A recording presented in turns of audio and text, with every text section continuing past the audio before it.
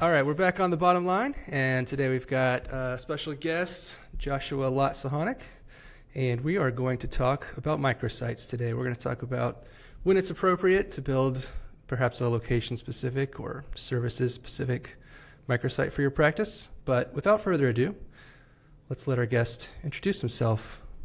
Josh, you want to say hello? Yeah. Hey, Ken. Hey, Charlie. Thanks for having me on. Looking forward to kicking around infomercial with you guys. Let's cut up, man. Yeah, long time listener, first time caller.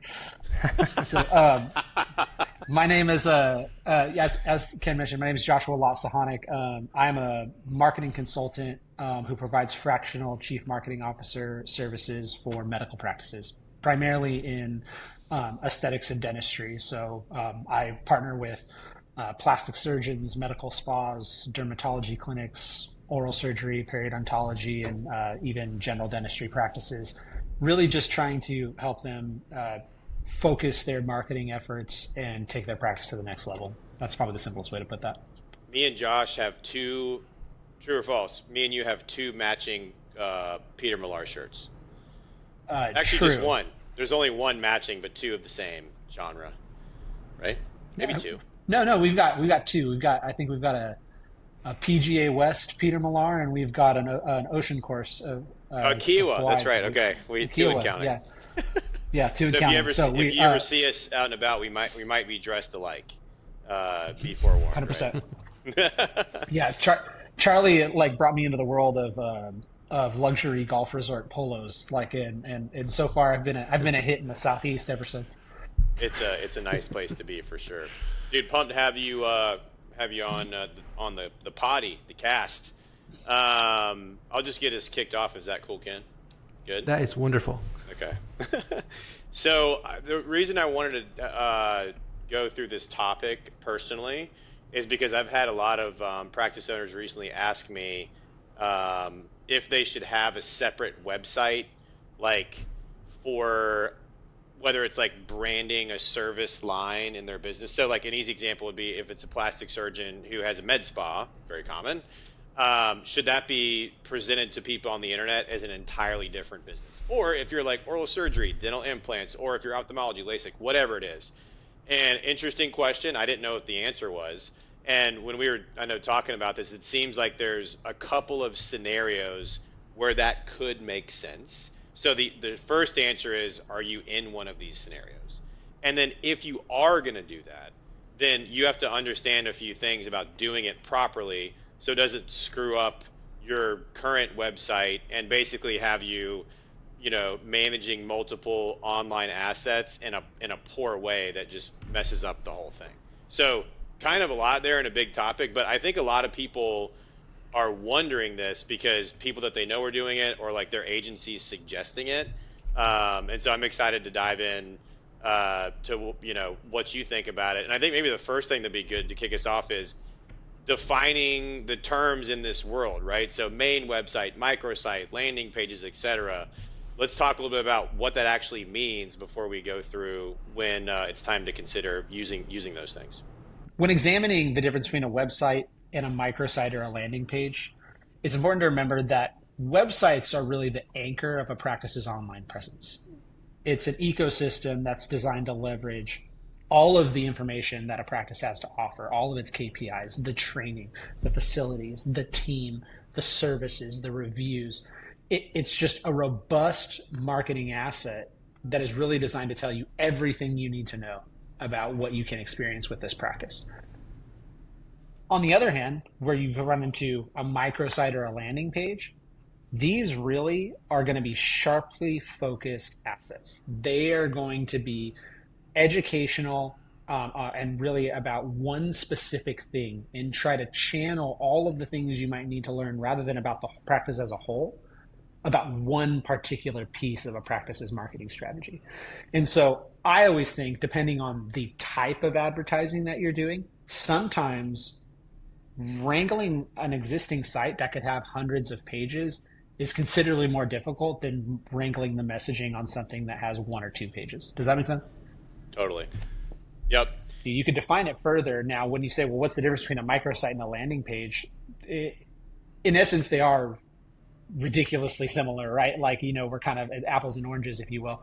But microsites generally have more than one page. They're generally smaller websites that might have 5 or 6 pages, and they could be published on or outside of a main website. They could definitely just be like a own mini website, micro, right? Now, a landing page is generally one page, generally can be published on a subdomain or a separate domain, depending on the strategy. But both of them are designed to target specific campaigns. They're smaller than the specific website and generally can be temporary, though we'll talk probably later today about ideas when having a microsite that builds into a bigger long-term strategy, which does happen, is possible. Super helpful to know. I mean, look, that's one of those things where if you ask people if they know what a microsite is, like, yeah, right, because they don't want to sound dumb, but they probably don't know what the difference is. So I think that was, that's helpful for me. Should we give maybe like an example? So like, say you have visionxyz.com as your main site. You would then build LASIK XYZ, just about LASIK. It's a different domain. It's a microsite. That's kind of what we're talking about as an example. Yeah, I mean, like, I think that's really, Ken, the way you're asking the question is, I think, the way that most people process that information. Like, and I don't think it's necessarily wrong. I think where you kind of get into the decision making about how and when to deploy a microsite strategy is just really about, like, what is the goal? Like, that's really the first question, right? Of like, what is the goal of creating this asset? And so now if you say, hey, I have visionxyz.com, right? I have a very successful sort of ophthalmology clinic, and I think that having LASIKxyz.com is going to provide me more available online real estate to take up in Google organic search. That's probably an impractical goal, depending on the competitiveness of the market. Obviously, we know there's only a certain amount of pages on the map, placements on the map pack, and a certain amount of placements on the first page of Google. Everyone that's within those first 10, 15 positions is working on being at the top. Like, that is the purpose of that's their intention, right? And so simply having more domains and more miniature websites about your practice online will not generally result in more page one placement. Can happen in more rural markets for less competitive phrases. So I don't want to ever say it's impossible, but it's not generally attainable in a major market, especially for a procedure such like LASIK, which is such a competitive, obviously, depth market. And so I think really understanding what I usually start with is obviously, what is the goal of marketing this separate thing? And what is the long-term vision for this, like this branded asset, like meaning like, hey, are we simply looking to brand away from our name so we have some more attractive sales asset for future M&A considerations? Are we looking at branding away just because we really want to leverage this new laser, a piece of technology that we're bringing into the practice and we think it's neat? Those are kind of the considerations that we're making, is what is the long-term growth potential and what is the goal or purpose of this kind of thought process. And once you kind of better understand where a doctor is coming from in that line of thinking, you can generally provide them a more educated pathway to success, because there is not one correct answer. It is definitely highly variable on the information. I remember when we were kicking this around earlier, it seemed like there was 4 main scenarios where like it could make sense. One of them is like some practices have a legacy domain that might be their last name or something that's like not super easy to remember or say, and so then they want to buy other domains that are easy and just like more marketable, right? So there could be a reason why you would want to do that. I'm going to count through the 4, and I want to hear which one you want to dive into. That's one of like, hey, maybe this makes sense. 2, maybe you have different services that are, could be experimental, or like if you need to have before and afters that have nudity or something like that, you have to be careful about how Google treats those things, especially if the core of your main site doesn't have that stuff, right? So that's one thing another scenario to consider. The third one is if, like you said, you're trying to make your business more valuable, meaning you have a line of services that you want to brand so that can like become its own business in a sense and grow that. And then that's like even disassociated from you if you're a provider, or it's like it's another business that could even possibly be expanded beyond what you're doing in your local market. Fourth one, vanity domains, trying to build another brand that like becomes its own business almost to make your overall business more valuable. So you sort of have multiple. That's one reason to do it. The experimental or nudity stuff that you don't want to have your main website have negative implications of. And then if you are adding a service line or treatment types or whatever that don't necessarily mesh in a lot of the minds of patients, you might want to separate it. So like maybe you're an oral surgeon and you're like, oh, well, I'm going to just do like Botox and facial stuff because like it's related, right? But if I'm on the internet trying to find someone to do dental implants and I see that, I'm like, why the hell would that be on the same website? Something like that, you may want to consider doing this thing where you have microsites or separate websites. I think that overall, like you cover a lot of really like valuable things because like even one of those topics you presented was the concept of having a vanity domain, which is still actually an entirely separate concept of having a microsite or having a landing page. So you've even presented a new line of thinking. I'm sure every doctor here can sympathize with the idea of like owning dozens of domains that they've never used, but they didn't want anybody else to have them, and we hold on to them tightly. Inevitably, as we're working with practices long enough, they go, hey, should I keep this domain? Should I renew it? And I usually just ask, well, what are we using it for? Right? Like, has it ever been live? Have we ever directed content there? Has it ever been used in sort of TV, branding, advertising, radio, anything? And they're like, no, I just have it. Owning the domain doesn't have any value. Like a domain without any sort of content strategy or marketing behind it is worthless. Like it's just a piece of, it's a piece of real estate that you're sitting on. And so it's one like of the things that I always tell people, it's like a Beanie Baby. Yeah. Hey man. Those were valuable for a period of time. Yeah. For a period of time. The Princess Diana one, man, it's somewhere. That's right. So, but no, where we get to is like the idea is like you can have a vanity domain strategy. Maybe you're trying to introduce a rebrand, but a soft rebrand, and you have something that's maybe quite difficult to say. Like I could have drjoshua.suchanek.com, which would obviously be very long, difficult to spell. Obviously, would really be kind of crummy to put on a billboard. And the silent C, dude, people would be, it's just too hard. Yeah, it's too hard. But where we get to, if I have a more friendly domain, like I'm here in Los Angeles and I happen to land on, LAXYZLASIK.com, and that's really short and simple and easy to put on a billboard. But when I go there, it simply just redirects to the landing page website or microsite of my choice. That would be just a redirect, like a vanity placement. And a lot of people, times you see vanity URLs on billboards, postcard mailers, I'm not really sure. Not many people doing bus ads these days, but you kind of get the picture. It's just meant to, when I'm driving by, I have something easier to remember. Yep. And so I think that's obviously one thing that people think of as having redirects or vanity URLs, and that's totally viable. It happens all the time. But I do think that overall, it's important to remember, when you're making the decision to have a landing page or a microsite, the advantages are really, when you're trying to, I mentioned like trying to wrangle someone into a specific funnel of traffic or education when you have dozens of other things to educate on, that can be very, very difficult. But you can, a lot of times, if you deploy a landing page or a microsite for specific campaigns, whether you're looking at things like PPC advertising or email marketing or text marketing, we generally will see higher conversion rate driving that traffic to a landing page, because the landing page, it's really built around the concept that it has a specific action. We are trying to spark enthusiasm, education, and buy-in around a specific product idea rather than a whole brand.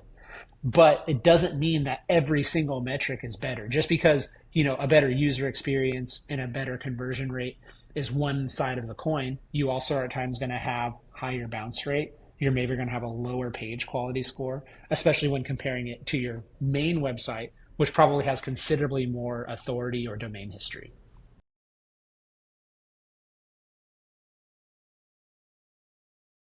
Make the business overall more valuable.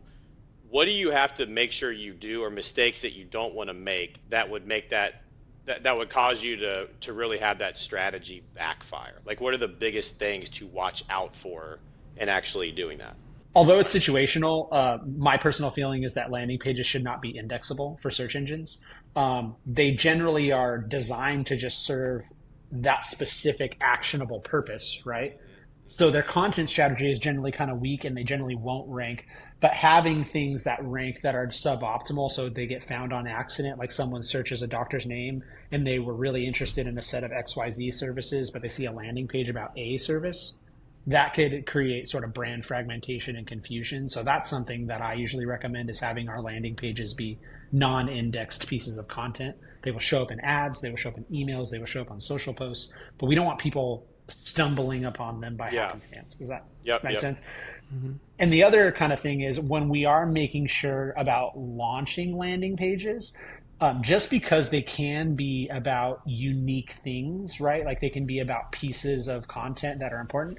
A lot of times people will sometimes get lazy is probably the best way to put it, right? Because they are about one specific idea. Sometimes user experience on landing pages can be a little wonky. They could be, they're single page traction, but they're a little difficult to navigate. Sizing and spacing generally becomes an issue.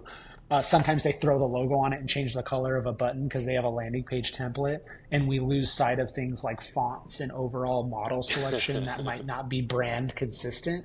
So totally. I always say to make sure, like, hey, they should be non-indexable, they should be user-friendly, and they should be brand consistent. And then also, we should make sure that we have tracking in play to measure the success of whatever that campaign is. Like, if we are saying we are doing this to launch and achieve a specific result, we have to make sure that we have metrics to support those decisions. Totally. I mean, that's what we do, man. You know that. Just kidding. Ken, yeah. Well, and that brings up... No, it does raise a valuable point too about what we talked about, and is a lot of times people get into separating these URLs or having different sort of trackings in play because they're like concerned about being able to get to the true return on ad spend. I would say that's like the number one thing that I get brought in for, right? Is I'm throwing a ton of money at my marketing. I don't really know how to make heads or tails of what's working. Help me get to the bottom of it. And you meet people who inevitably have been conned into like buying tons of microsite or landing pages or crazy backlinking campaigns, and they're dumping tens of thousands of dollars on pay-per-click. And they just like, they don't necessarily even mind spending the money. They just want to know that it's producing something, right? Like, hey, I'm putting this dollar in a bucket and I'm getting to take $5 out. Like, that is what I want. And so I think, you could try to segment everything by website, and you could have its own little like sort of data studio to go tap into and look at. But one of the beautiful parts of, like, one of the reasons that I believe in partnering with a software company like Line is you don't really need to jump through all those hoops to get to the bottom of tracking. Like, right, like having a microsite or a landing page or 10 websites, it doesn't really matter if you have internal systems like Line to help you process through the data and attribute where your leads are coming from in a more convenient way. We make it easy, man. Thanks for the shout out. I think the biggest decision that you have to make when choosing whether to have a microsite or landing page, or just developed in a whole separate website to launch whatever it is that we're trying to launch, product, service, new brand, whatever it is, it really comes down to what is the goal of that? And then once you know the goal, managing your expectations. Having a microsite or a landing page and expect it to be like an SEO behemoth and compete with other, more robust websites in your area, that's a losing mindset, and it's really it's just really going to cause you to be frustrated. Yeah. Well, understanding that you can have that microsite or that landing page provide a more narrowed focus to maybe increase our conversion opportunities using specific advertising tactics like pay-per-click, like email marketing, like social ads. Winning mindset, definitely something to definitely take a stab at and determine whether that's going to work. I think one of the things that Charlie had mentioned earlier that I really do appreciate is sometimes we have other service offerings that can get added to a practice that maybe are not intuitive or necessarily in alignment with things we've always done. I will be working with a facial plastic surgeon, and very natural synergy would be jumping into things like Botox and fillers and hydrofacials and Morpheus 8, right? Like all these things that could really enhance sort of like beauty and wellness in the facial region, along with the surgical services. Adding that content strategy into his ecosystem, his main website anchor, is super intuitive. But let's say that all of a sudden he wanted to get into spider vein therapy treatment.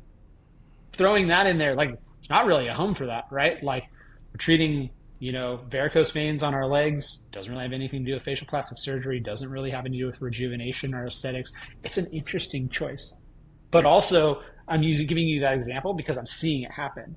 And so they'll come to me and they'll go, hey, where should we put this? Should we have our SEO team throw this on the website? And I'm usually like, hey, you know what?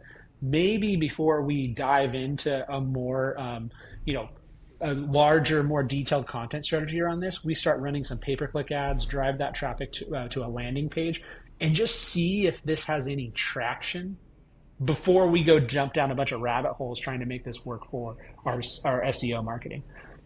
It's sort of like Chick-fil-A comes out with mac and cheese. You're kind of like, huh, it's a little interesting. You taste it, freaking fire, right? Now, if Chick-fil-A's like, here's our shrimp scampi, that's whack. Yeah, definitely. Like the moment that we're having a chicken of the sea. Yeah, chicken of the sea. We're having tuna melt. Yeah, and you mentioned your SEO team. Obviously, if someone listening to this has an SEO team, they should be able to help you with this if they're worth their salt, right? Making decisions like this.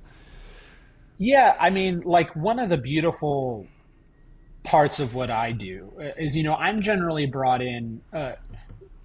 Let's put it this way. No one calls me because they're like, man, Josh, my marketing is so great. I would love to talk to you about it. Like that's not like a talking point, right? And so I generally am only talking to web teams when doctor feels like there's a fragmentation or like a disconnect between what he's been investing and what he's being told and the results that are coming out, right? So they generally just want someone that has a little more know-how than them, shocking, a little more know-how than them to get to the bottom of what's going on with their marketing, and then maybe create a playbook, like an actionable like playbook for them to follow and then get to that intended result. The beautiful parts of my job is I get to look at things from the 30,000 foot overview. Like I'm not immersed in like the day-to-day operations of the practice where judgment can sort of get cloudy. I can look at their line dashboard. I can look at Google Analytics. I can look at their Google Ads account, and I can speak to the technicians working on it. And generally within a pretty short period of time, you can discern where the problems lie, whether they're provider specific, whether it's the talent, whether it's the strategy. You can generally pick those things out. And I would say that, there was a time and place where like a microsite strategy was definitely more of a sales gimmick. Like, oh, if you have a blog, like a separate blog, and we put a bunch of content out, it's going to rank, right? Like these are all like snake oil strategies, if you will, for marketing.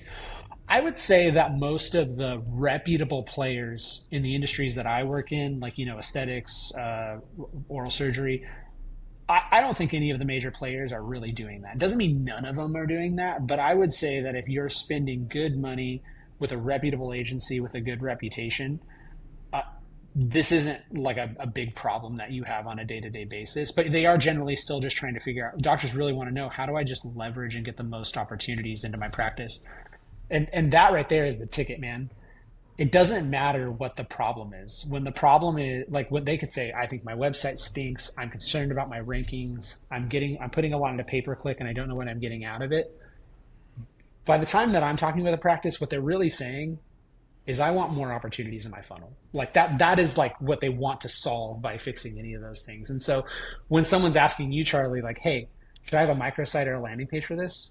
They're really just asking like, hey, will having a separate asset put the right leads in my funnel and put me in a better position to convert? Yeah, you're right. And sometimes the answer is yes, and sometimes the answer is no, right? Like I wish there was like a really black and white, like, hey, never do this, but it's just really not that simple. Well, but at least today we covered the situations where it could make sense, and then some things that you got to watch out for. Yeah, you're right. I mean, that should be the first question, is like, why? It's why, and it's just like, are you getting the patients you need right now? And if they're like, yeah, we're booked out, I mean, I wouldn't create another website, right? Unless you have a specific growth plan of, I am about to add another surgeon, or we're trying to open a location, or whatever, right? But totally makes sense. Joshua, very glad to have you on. Your expertise is evident, and we've got to have you back sometime. But real quick before we wrap, do you mind, do you have anything you want to share, or where can people find you, or website, or anything like that you want to plug? Ken, honestly, I would say that most people connect with me on LinkedIn. People looking for just general marketing advice and wanting to know how and why they can change things. Honestly, I'd encourage people to find me on LinkedIn, shoot me a message. Again, Joshua Lott-Suchanek. Don't forget that silent C when typing it in. Also, if you're watching this episode, you'll probably find me sharing and commenting on it. So I try to make myself, pretty easy to find.